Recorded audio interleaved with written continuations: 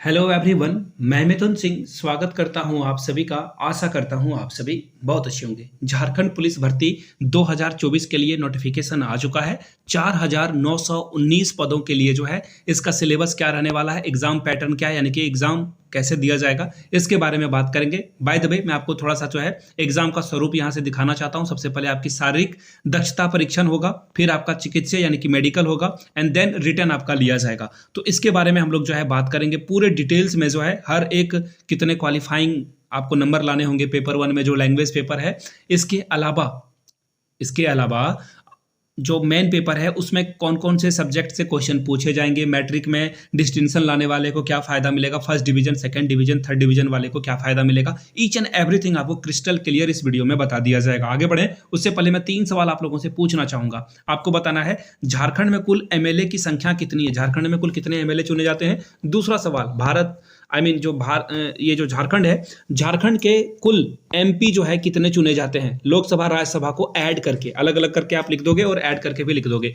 तीसरा सवाल आप लोगों के लिए है, झारखंड में कुल कितने जिले हैं। नीचे कमेंट सेक्शन में तीनों क्वेश्चन का जवाब दीजिए, हो सकता है कि आपके एग्जाम में ये क्वेश्चन पूछा जा सकता है।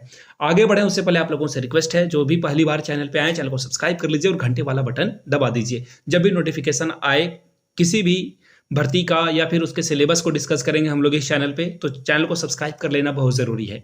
इसके अलावा मैं आप लोगों को एक और बात बताना चाहता हूं, जो लोग झारखंड के प्रीवियस क्वेश्चन पेपर को देखना चाहते हैं और झारखंड पुलिस, देखिए एक्चुअली झारखंड से जो क्वेश्चन पूछे जाएंगे ना, अलग अलग एग्जाम में जो पूछे गए हैं, चाहे वो झारखंड का प्रीवियस क्वेश्चन पेपर हो, उत्पाद पुलिस का हो, उत्पाद सिपाही जिसे आप बोलते हो, इसके अलावा कक्षपाल की जो वैकेंसी आई है उसके प्रीवियस क्वेश्चन पेपर आप 70 रुपीज़ में ले सकते हो। तो यहाँ से मेरी ईमेल आईडी देख लो, yourmithunsingh@gmail.com पे आप मुझे मेल कर सकते हो। इंस्टा पे हो then do follow me @imithunsingh। वहाँ से जो है आपको प्रीवियस क्वेश्चन पेपर प्रोवाइड कर दिया जाएगा और आपके एग्जाम के पॉइंट ऑफ व्यू से this is very very important. तो चलिए अब मैं सीधे आपको पीडीएफ की ओर लेकर चलता हूँ और हम लोग पीडीएफ से जानकारी लेने की कोशिश करेंगे कि क्या क्या सवाल आपको जो है देखने को मिल सकता है। तो चलिए मैं सीधे ऑफिशियल पीडीएफ की ओर आपको लेकर चलता हूं। ये रहा आपका पीडीएफ।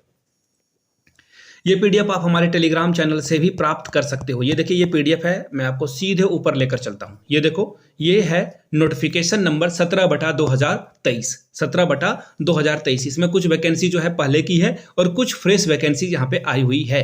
सीधे सीधे मैं कुछ सरसरी नज़र से जो है कुछ चीज़ों को आपको समझाता भी चलूंगा।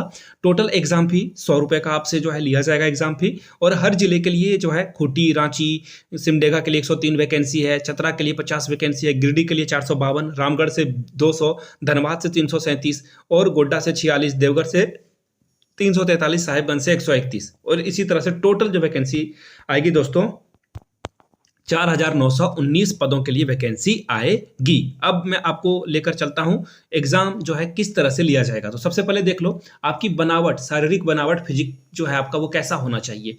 तो अगर आप जनरल कैटेगरी से बिलोंग करते हो तो आपकी हाइट यानी कि आपकी ऊंचाई जो है 160 सेंटीमीटर मिनिमम होनी चाहिए। इसके अलावा सीना जो है आपका 81 सेंटीमीटर होना चाहिए।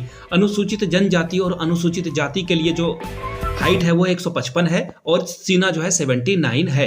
अत्यंत पिछड़ा वर्ग और पिछड़ा वर्ग जो हाइट है उसके लिए जो हाइट आपको देखने को मिलेगा वो 160 है और सीना भी 81 है। महिलाओं के लिए सीने का माप नहीं लिया जाएगा। महिलाओं की हाइट 148 सेंटीमीटर एटलीस्ट होना चाहिए। और मेडिकल में आपका जो उंगली है वो उचित ढंग से घूम पा रही है या नहीं, आपका कोई दृष्टि दोष है या फिर कलर ब्लाइंडनेस है, रतौंधी वगैरह है, हियरिंग प्रॉब्लम है, तो इन चीज़ों को भी जो है मापा जाएगा, चिकित्सीय जांच आपकी इसकी की जाएगी। इसके अलावा आयु की गणना जो है 1/8/2019 तक ही की जाएगी। यानी कि अगर आप अनारक्षित वर्ग से हो यानी कि जनरल कैटेगरी से बिलोंग करते हो और आप EWS हो तो आपको जो है 25 साल आपकी जो है अधिकतम, और मिनिमम जो है 18 साल, 18 से 25 आप अगर जनरल में हो तो आप यहाँ पे अप्लाई कर पाओगे। आगे देखिए, अत्यंत पिछड़ा वर्ग के हो तो 27 साल आपको जो है एज क्राइटेरिया मिलेगा, महिला से 28 साल के लिए, और अगर आप अनुसूचित जनजाति और अनुसूचित जाति पुरुष महिला दोनों के लिए जो है 30 साल मैक्सिमम रखी गई है।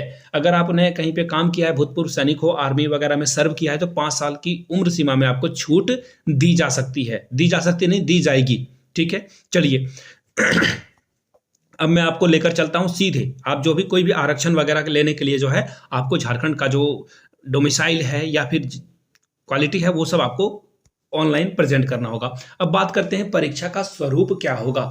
परीक्षा का स्वरूप देखिए, परीक्षा 3 चरणों में ली जाएगी। पहले आपका जो है फिजिकल होगा, जिसे कि शारीरिक दक्षता परीक्षण कहा जाता है।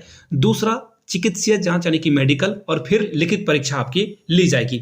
अब देखिए जो फिजिकल है उसमें क्या किया जाएगा वो मैं आपको दिखा देता हूं। देखो एक्चुअली यहाँ पे पहले मैं लिखित परीक्षा के बारे में बता दूं। यहाँ पे जिस तरह से जो चीजें दी गई है वो मैं आपके साथ रख देता हूं। यहाँ से देखिए, लिखित परीक्षा OMR पर, यानी कि आपका परीक्षा जो है ऑफलाइन होगा।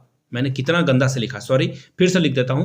आपका जो एग्जाम है वो ऑफलाइन लिया जाएगा, ठीक है, ऑफलाइन मोड पे लिया जाएगा। हो सकता है कि आपको अपने जिले में ही एग्जाम देने की जो है, कहीं और जाने की जरूरत नहीं, आपके जिले में हो जाएगा एग्जाम। बाय द वे, आप किस जिले से इस वीडियो को देख रहे हैं, नीचे डिस्ट्रिक्ट का नाम जरूर मेंशन आप करेंगे। जैसे मैं ये वीडियो देवघर से बना रहा हूं, आप गिरिडीह से देख रहे हो, धनबाद से देख रहे हो, जामताड़ा से देख रहे हो, नीचे कमेंट करके जरूर लिखिएगा। इसके अलावा नॉर्मलाइज जो है अंक दिया जाएगा, यानी कि नॉर्मलाइजेशन की भी प्रक्रिया अपनाई जाएगी। इस बात का खास ख्याल रखेंगे, यहाँ पे इन्होंने लिख रखा है, याद रखिएगा। अब लिखित परीक्षा के उपरांत प्रमाण पत्रों का सत्यापन, यानी कि आपका जो है वेरिफिकेशन, डॉक्यूमेंट वेरिफिकेशन भी किया जाएगा। अब बात करते हैं लिखित परीक्षा की। तो देखिए, लिखित परीक्षा जो है 2 पेपर होगा। पेपर 1 जो होगा वो आपका क्या होगा, क्षेत्रीय भाषा या जनजातीय भाषा की परीक्षा ली जाएगी। इसके लिए भी नंबर मिलेगा और मेरिट में ये ऐड होगा।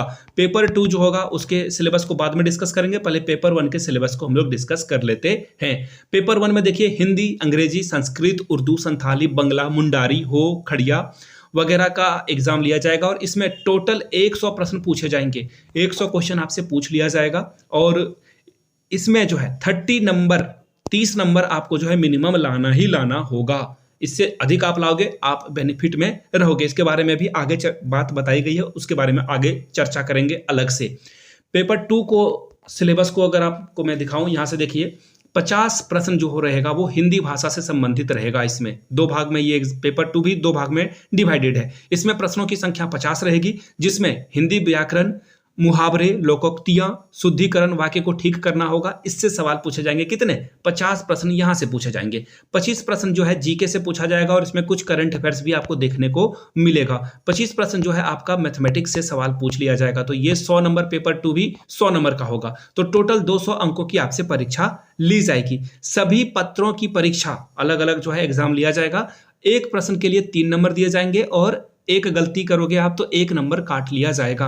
याद रखिएगा, परीक्षा की अवधि 2 घंटा रखी गई है और कुल अंक जो होगा वो 300 होगा। यानी कि देखो, पेपर 1 आपका 100 नंबर का होगा तो 3 से मल्टीप्लाई कर दो, टोटल 300 नंबर आप ला सकते हो। और नेगेटिव मार्किंग 1 है तो उसका भी आपको ध्यान में रखना है। पेपर 2 भी जो है आपका 100 नंबर का होगा तो टोटल 600 अंकों की जो है परीक्षा ली जाएगी आपसे। यहां तक क्लियर होगी बात।